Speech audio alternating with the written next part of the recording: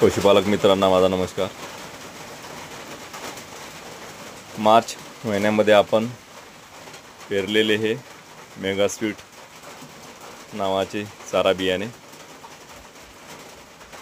मार्च महिन्यामध्ये पेरलेले हे चारा बियाणे आता आपण पाहत आहोत। हा दुसरा शेज आणि हा पहिला। अजूनपर्यंत पहिल्याची कापणी पूर्ण व्हायची आहे,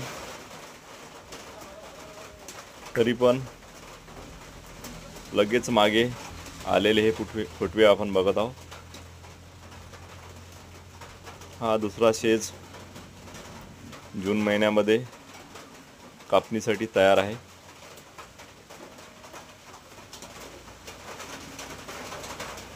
आणि उंची सुद्धा कमीत कमी 12 फूट फुटव्याची आपल्याला दिसत आहे।